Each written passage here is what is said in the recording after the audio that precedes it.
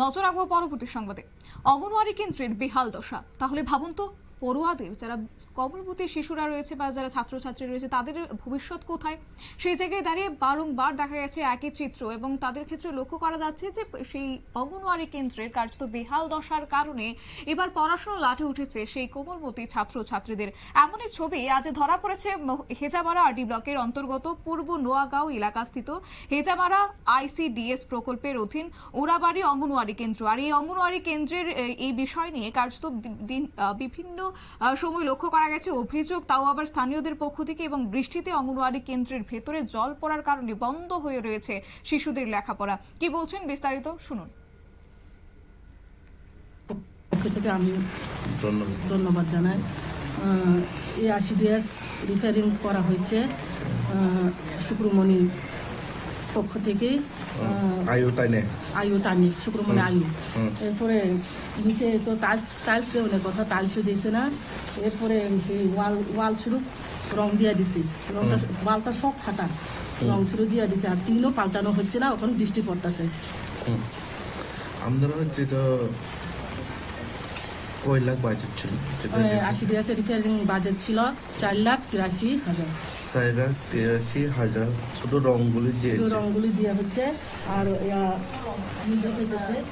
এই ফার্স্ট পর্যন্ত তারা লেখা দেওয়া হচ্ছে। আর উপরেটা দেখো, উপরেটা সব লেখা হচ্ছে না, রং দেওয়া দিচ্ছে। তারপরে আপনারা এখানে কি বলছেন? আমরা চাই, আমরা যে গ্রামে উন্নয়নে লাগে, যে আইসিডিএস করণে লাগে, যে বাজেটটা যে বাইর হয়েছে ঠিক মতো করে দিলে আমরা কোনো মনোদুঃখ হইতো না। এরপরে আমরা দেখছি কোনো কিছু করা হচ্ছে না, শুধু রং, শুধু টিনও পাল্টানো হচ্ছে না। আর নিচেও টাইলস দেওয়া হচ্ছে না। যদি কি কাজ হয়েছে আমরা জানতে চাই। বর্তমানে অর্থের রেডি। আপনার নাম? আমার নাম ঝর্ণা দেববর্মা, পূর্ব নোয়াগাঁও ভিলেজ কমিটির ভাইস চেয়ারম্যান। এখানে টিচারের নাম এখানে যে ওয়ার্কার হেল্পার নাম কি?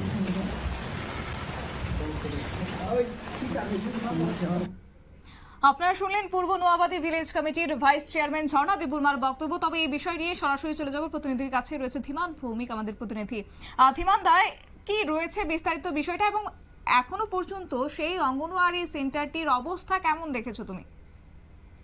হ্যাঁ দেখো, এটা হেজামারা আরডি ব্লকের অধীন পূর্ব নোয়াবাদী এডিসি ভিলেজের উড়াবাড়ি অঙ্গনওয়াড়ি কেন্দ্র। এই কেন্দ্রটিতে সংস্কারের জন্য বরাদ্দ দেওয়া হয়েছে রেগা থেকে হেজামারা আরডি ব্লক থেকে 4,83,000 টাকা। কাজের দায়িত্বে রয়েছেন স্থানীয় এক বিজেপি দলের শাসক দলের একজন নেতা শুক্রমণি দেববর্মা। কিন্তু প্রশ্ন হচ্ছে, এখানে কাজের দায়িত্বে মানে যে থার্ড পার্টি কাজ করছে, তিনি যেই হোক না কেন, প্রধানত ব্লকের যে আয়ু রয়েছেন ইনভেস্টিগেশন অফিসার, তিনি হলেন কৌশিক দত্ত।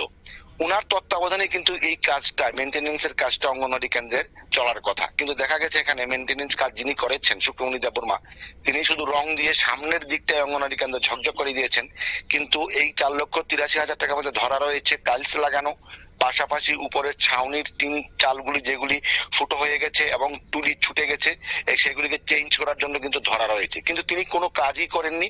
তিনি শুধু রং দিয়ে সামনের দিকটা, সামনের পোর্শনটা ভিডিওতে দেখা যাবে, পেছনের দিকে কোনো কাজই করেননি। সুতরাং এইভাবে একটা মানে পুরো টাকাটাই 4,83,000, 1 লক্ষ টাকা খরচা করেছেন। এখানে নোয়াবাদী, পূর্ব নোয়াবাদীর ভাইস চেয়ারম্যান যিনি রয়েছেন ঝর্ণা দেববর্মা, তিনিও বলেছেন, এলাকাবাসী বলেছেন, মানে কোনো কাজই করেননি। শুধু 1 লাখ টাকা খরচা করে সামনের দিকটাই শুধু পরিষ্কার পরিচ্ছন্ন, দেখতে খুব সুন্দর দেখা যায় এরকম কাজ, কিন্তু ভিতরে কোনো কাজই করেনি। যার ফলে বৃষ্টির এখন চলতি বর্ষা মৌসুম, প্রতিদিন বৃষ্টি হচ্ছে এবং বৃষ্টিতে ঘর ভিজে যাচ্ছে, ছাত্রছাত্রীরা বসে পড়াশোনা করতে পারছে না। এইভাবে পাহাড়ি এলাকার বিভিন্ন স্কুলগুলিতে পরিকাঠামোগত উন্নয়ন রয়েছে এবং যেখানে যেখানে সংস্কারের জন্য বরাদ্দ করা হচ্ছে, পুরো টাকাই গায়েব হয়ে যাচ্ছে। অর্থাৎ এই ক্ষেত্রে তুমি যেমনটা বললে যে টাকাটা বরাদ্দ করা হয়েছে অঙ্গনওয়াড়ি সেন্টারের জন্য, সেই টাকাটা তিনি গায়েব করে দিচ্ছেন। অর্থাৎ সেক্ষেত্রে তিনি শুধুমাত্র কি শাসক দলীয় নেতা হওয়ায় তাই সেই ফায়দাটা লুটতে এবার টাকা গায়েব করছেন, আর যার পরিপ্রেক্ষিতে এবার এই অঙ্গনওয়াড়ি সেন্টারের বেহাল দশা। হ্যাঁ, এটা তো একবারে বলাই চলে।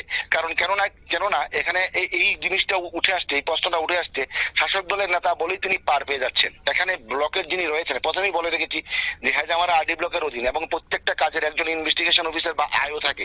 সেই ক্ষেত্রে এই কাজের আইও ছিলেন কৌশিক দত্ত মহাশয় হেজামারা আরডি ব্লকের।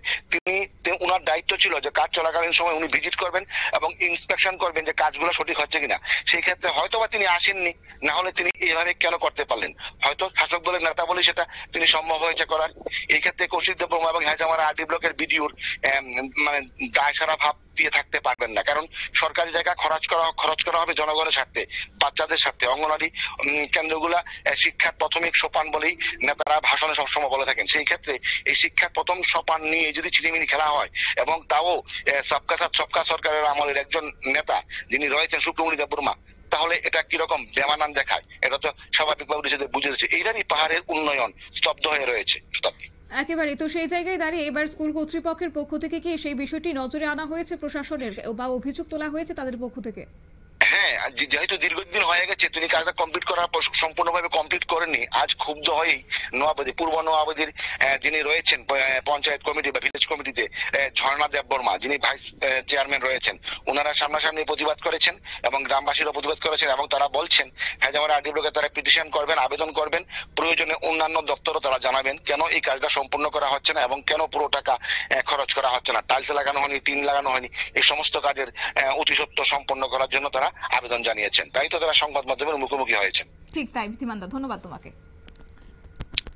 বিস্তারিত বিষয় তুলে ধরলো আমাদের প্রতিনিধি ধীমান ভৌমিক। তবে তারই মধ্যে যে ছবি আপনারা দেখতে পাচ্ছেন সরাসরি আমাদের প্রতিনিধি তুলে ধরলো, এবং অঙ্গনওয়াড়ি সেন্টারে যেখানে ভেতরে টাইলস লাগানো হয়নি এবং পাশাপাশি ছাউনির টিন একই সঙ্গে টুলি পাল্টা নেই, যার কারণে কেন্দ্রটির ভেতরে বৃষ্টির জল এসে পড়েছে এবং অঙ্গনওয়াড়ি কেন্দ্রটির পেছন দিকেও নাকি কোনো রকমের মেনটেনেন্স করানো হয়নি, যার কারণে 4,83,000 টাকার মধ্যে 1 লক্ষ টাকাও নাকি খরচ করানি, এমন বেশ কিছু অভিযোগ এবার তুলে ধরা হয়েছে সংবাদ মাধ্যমের সামনে।